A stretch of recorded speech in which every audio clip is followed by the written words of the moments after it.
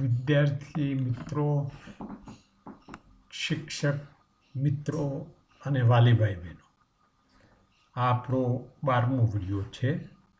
Standard 7 sem 1 unit 1 activity 12 and 30. મિત્રો, આપણે બધી જ બાબતો એક્ટિવિટી થ્રુ ભણ્યા છે. અહીંયા પણ 2 એક્ટિવિટી કરીશું અને તમે તે રીતે શીખતા જશો.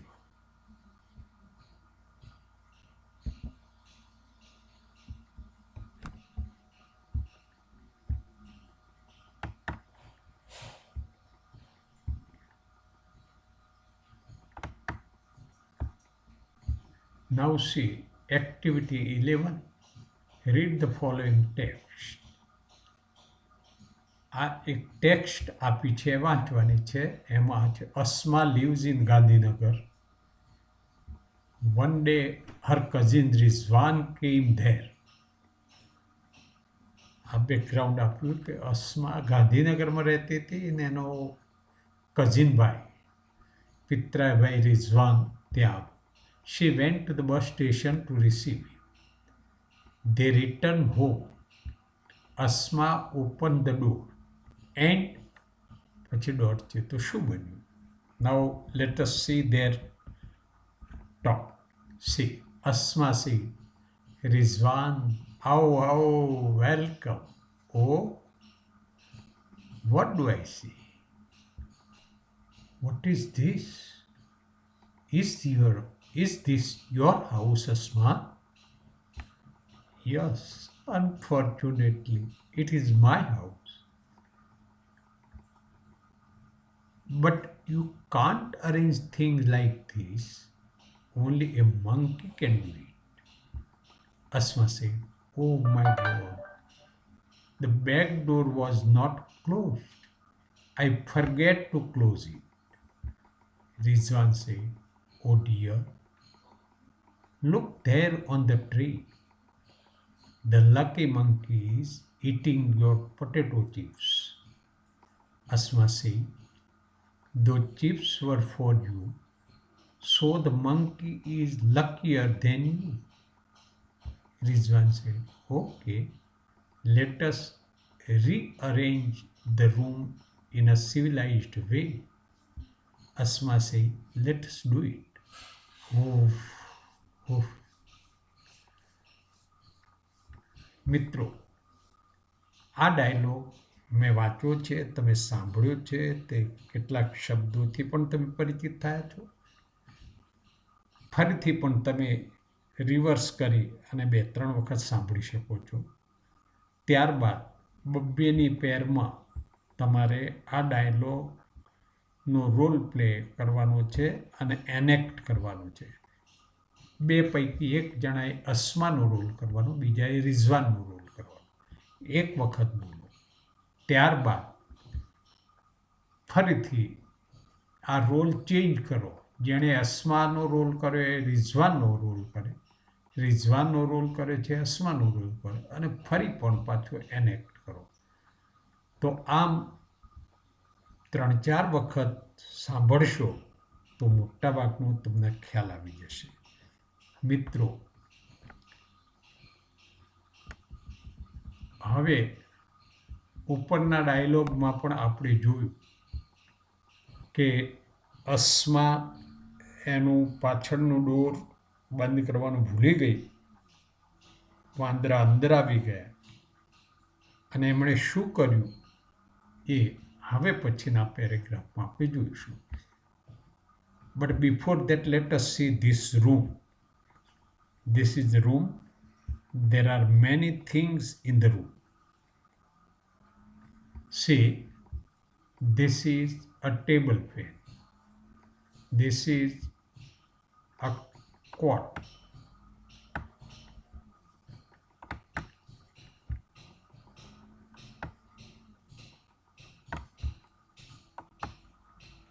Table fan. This is a calendar. This is a wall clock. This is just wall picture. This is a quote. This is a flower vase. These are chairs overthrown, upside down. ઊંધી કરી દીધેલી ખુરશીઓ છે. This is vase. This is just a table, study table. This is a study lamp. This is just case. Case, and inside there are books. This is a shoes case, shoes મૂકવા માટે. So these all the things are there in the room. They were arranged this way. આ રીતે ગોઠવેલી હતી જ. વાંદરો આવ્યા પછી શું થયું એ જુઓ. See, what did the monkey do? વાંદરાએ શું કર્યું? તો હું વાંચું છું, તમે સાંભળજો. The monkey entered the room. It scattered all the things. The table fan is on the cot. It was on the table near the cot. The monkey broke the study lamp and tore the book. The monkey took out shoes from the shoe stand and threw them out. The monkey threw the statue on the floor. It was in the corner. The cupboard was closed. Now it is open. The monkey put the flower vase on the sofa. It was on the stool. All the chairs were upside down. હવે તમે reverse કરીને એક બે વખત સાંભળી જાઓ. ત્યારબાદ તમારે આ પેરેગ્રાફ મનમાં વાંચતા જવાનું અને જ્યાં જ્યાં વસ્તુઓના એ રૂમની વસ્તુનું નામ આવે એના નીચે અંડરલાઈન કરવાની. દાખલા તરીકે અહીંથી આપણે જોઈશું તો ધ ટેબલ ફેન, આ એક વસ્તુનું નામ આવે. બીજું, it was on the table near the cot. The cot, આ બીજું નામ. Monkey broke the study lamp. તો study lamp એ નામ છે. The book. આ રીતે બાકીના બધા તમારે નામ કરવા. અહીંયા એક ટેબલ બનાવવાનું છે. તમારી નોટબુકમાં ટેબલ બનાવવાનું. અહીંયા તમે એ વસ્તુઓ લખો. અહીં થિંગ્સ, અને અહીં શું બન્યું તે લખવાનું છે. અહીંયા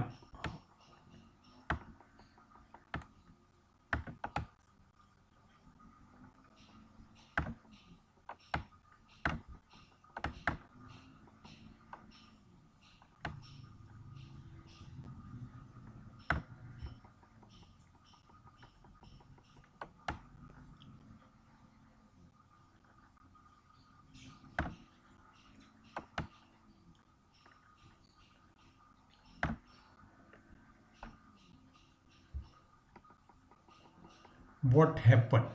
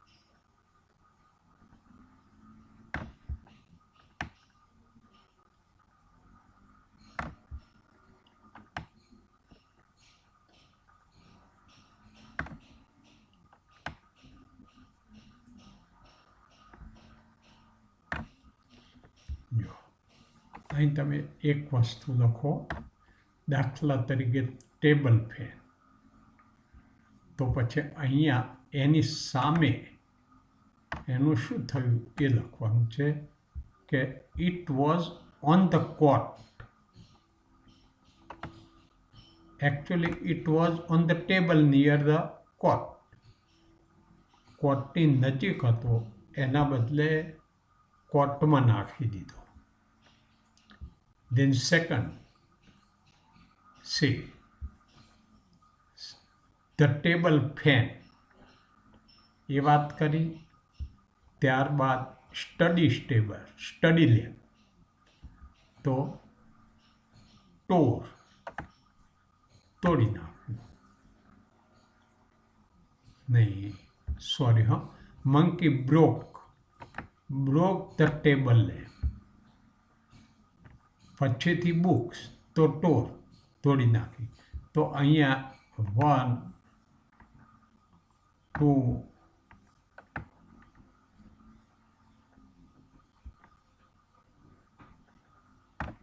3 એમ લખવાની છે. વાંચો સાયલેન્ટલી અને આ રીતે નોંધ કરો. મિત્રો, અહીં સમજતા હશો એટલું સાચું થશે. તમે તમારા બીજા મિત્રો સાથે પણ આ મેચ કરી અને ક્યાંય ભૂલો તો સુધારી શકો છો. Now complete the following picture. હવે આ ચિત્ર અહીં આપ્યું છે એને પૂરું કરો. અહીં તો માત્ર સોફા જ બતાવું છે, પણ કેવું ચિત્ર દોરવાનું? તો after the monkeys visit. Monkey તોડીને ગયા પછીનું, એટલે જે તૂટેલી હોય તૂટેલી, બીજે નાખી દીધેલી એવી આડવડી સ્કેટર્ડ કરેલી વસ્તુ અહીંયા ચિત્રવાની છે. તો તમે એવું ચિત્ર બનાવો, મજા રહેશે. ગ્રુપમાં બબ્બેની પેરમાં બનાવશો તો પણ મજા રહેશે. મિત્રો, આ રીતે એક્ટિવિટી કરવાની છે. બીજી એક્ટિવિટી 12માં તમારે અગાઉ ફ્લાઇંગ સાયકલની વાત કરી હતી. તો ફ્લાઇંગ સાયકલ જેવું સાધન બનાવવાની ઈચ્છા તો તમારી એ હોય, એનું ચિત્ર અહીં દોરો. તમારી જે સાધનની ઈચ્છા હોય, તમને ક્યાંય ગિફ્ટ મળેલ હોય એનું ચિત્ર અહીંયા દોરો. એના પાર્ટ્સ બતાવો, એના ભાગના નામ અંગ્રેજીમાં લખો. આટલું કામ કરો. તમે સાયકલ એના બદલે મોબાઈલ પણ કરી શકો છો. એના બદલે બીજી કોઈ પણ વસ્તુ તમને ગમતી મળી હોય એવી, બેગ તો બેગ પણ બતાવી શકો છો. મિત્રો, આ 2 એક્ટિવિટીઝ અહીંયા કરવાની છે. બીજું, તમારી જાણ ખાતર કે હેલ્પલાઇનમાં કેટલુંક માર્ગદર્શન છે એ વાંચવું, જેથી તમે કરી શકો. દાખલા તરીકે અગાઉ પ્રવૃત્તિ 3માં આપણે રિવિઝનમાંથી મેથી પકોડાની વાર્તા લીધી હતી.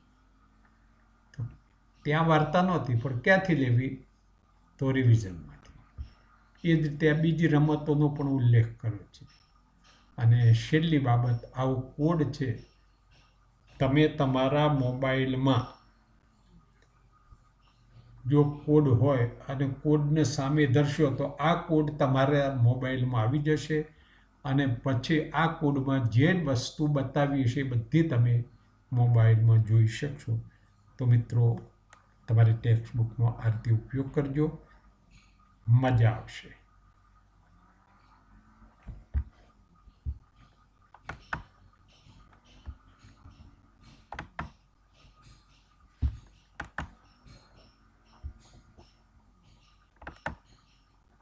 મિત્રો, પ્રવૃત્તિમાં મજા આવે છે ને? પ્રવૃત્તિ કરો અને ભણો. Bye bye.